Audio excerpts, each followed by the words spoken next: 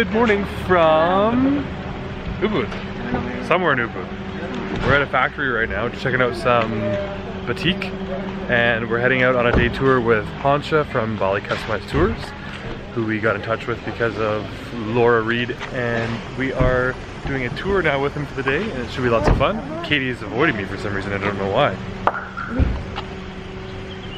Alright, so the first stop on our tour is the Balinese Dance show. So we're going to learn some about the traditional Balinese dance. Oh. It's dark. And I touched We're gonna loot. Oh, Katie found a kitty. I touched it. I didn't get rabies. Hopefully we don't know yet. Didn't There's get actually cats all on the field Didn't here get too. bit. But we're gonna do watch the Balinese dance show and learn about the history of Balinese dance, and we'll let you know how the show is. There's lots of options in Ubud as well. You can see. Oh, look at this! It's like a little mini stadium.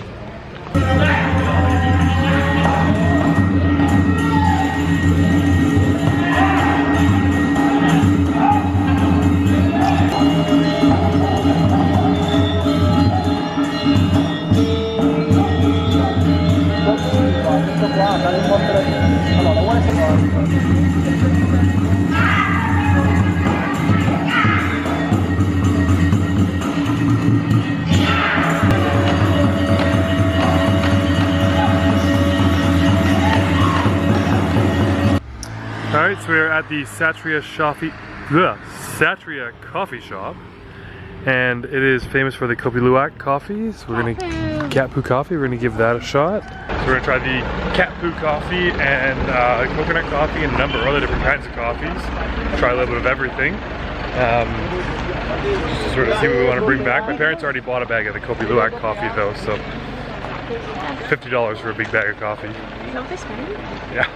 We didn't see this in Vietnam, but this is what a durian tree looks like. We just ate the fruit, but not the tree. So one of the other things we visited on the way was we visited like a wood place, we visited silver shops, and basically there's different villages just outside of Ubud that specialize in different things, so like furniture or wood products or silver products, and you can visit each one and buy specialized products there, and the quality is really, really good at those villages. But when you go to the market in Ubud, you're gonna find a cheaper version, generally. It's the cake from Singapore. Oh. Pandan. Pandan.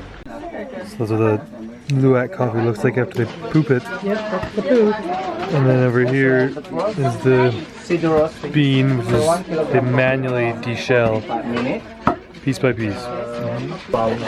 So they roast it. 1 kilo is 2 hours. And we manually labor. Good for exercise. We've put Katie to work now. She's now roasting the coffee. I would highly advise you not to drink this barrel because it's going to be burnt for sure. It looks like it's burning. It's burning. She's burnt it. So they got cappuccinos at home and they got cat poochinos here. It's cheesy, but we love it. Katie, would you like to drop us a fun fact about the coffee and why it's sludgy at the bottom? Oh, because they don't use coffee filters, so this whole time we thought it was just like sketchy coffee, but it's because there's no filters. Yeah, we've been drinking coffee quite a bit and it's been like sludgy at the bottom, and usually kind of just avoid that and realize they don't actually traditionally use a filter here. So you just basically let it settle and you drink it and then avoid drinking the grounds at the bottom. Doing this. So we have a taste tester of all these different types. We have all the different teas and the different coffees and hot cocoa. And try different variations. And then Katie and I are also going to try the Luwak coffee, cat poo coffee.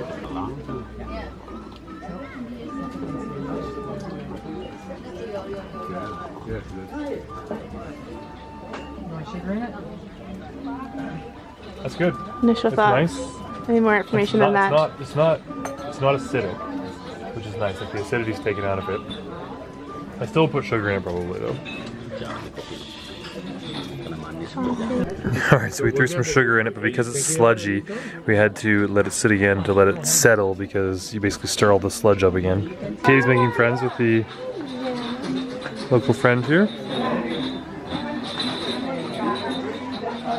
Betty. We feel the ground moving. So we just had another earthquake. We just all had to rush out of the building because there's another earthquake. I don't feel it moving. I can. But before the mall. I think he likes the scratches. I haven't been allowed to pet the animals, so... Quite nervous after having another earthquake. We did what any logical person would do after an earthquake, and we headed to a volcano. True story. So out here, out there you can see the volcano, and that is perfect spot for us to be after an earthquake. So we're having a quick lunch stop now here at the volcano, overlooking the volcano, and we're going to just grab something to eat and then continue along and do a bit of touring around here. We're at a buffet, which is all you can eat, so time to stuff my face and feel uncomfortable again. This is just a stupid amount of food here. Like this is like an egg fried patty, and then there's like fried tofu, and I had like tempura leaves and tempura shredded carrots. Like just such random things, but so good. So Mount Batur is out this way, and then this is Mount Batur here. And this is actually all part of an ancient volcano in the caldera. And we're on the rim of where the crater was. So this was all the crater of the volcano. So years and years and years and years and years and years ago. So there's actually 3 volcanoes here. There's one at the top, the second and the third one here. The one at the top is dormant already. And that's where you can hike up to into the morning, or the sunrise hike. The one on the third one is actually still active, and at night sometimes you can see the steam. Tell the viewers where we are, Katie. It says right up there, Tirta Ampul, which is the holy spring. Basically, Tirta means holy water, and Ampul means bubbling from the ground. Fun fact. My friend Panca here, put on strong.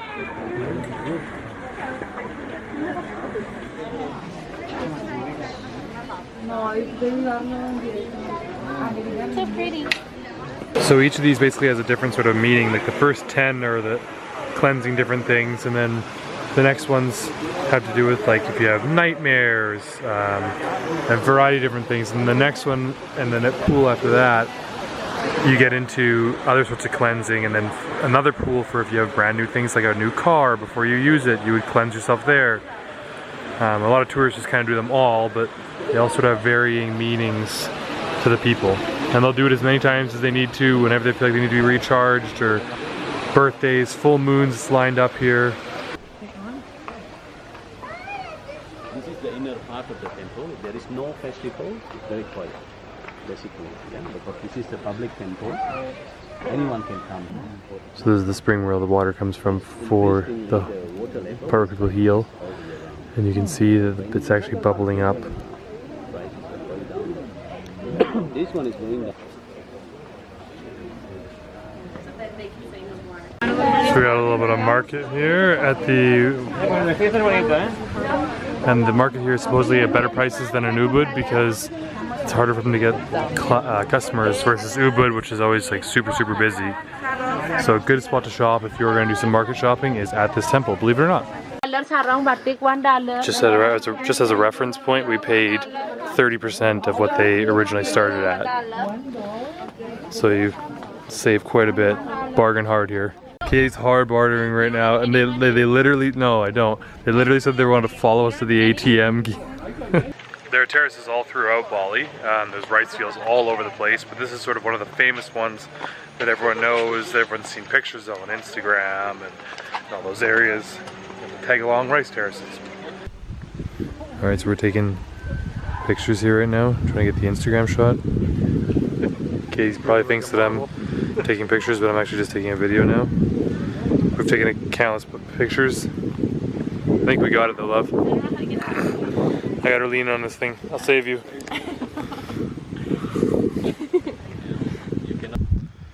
Graceful like a swan.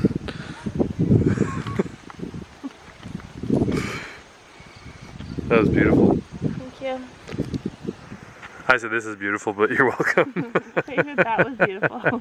One of the things to do here in Bali, especially on the Bali swing, these are the swings that they swing you back and forth over the rice terraces or whatever the site may be, because there's tons of them. And then there's also a zip line here. So see, they crank you up. And you get your picture. On our tour, and we are getting tacos now.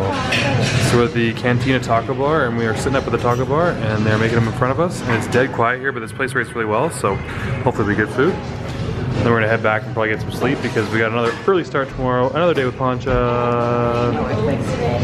Yes, that's true. We had an earthquake today. It was not very fun. Heading down our alleyway back to our hotel. Hotel wasn't quite meeting our expectations, but it's been comfortable. Guys, got them here. We only bought them because of that. I literally paid through the nose for them, but that's because they have exercising people on them, so it's clearly fitness food. We'll see you guys tomorrow. Hope you guys enjoyed the video. Be sure to subscribe up here. Check out our most recent other videos over here, or subscribe to our other channel over here.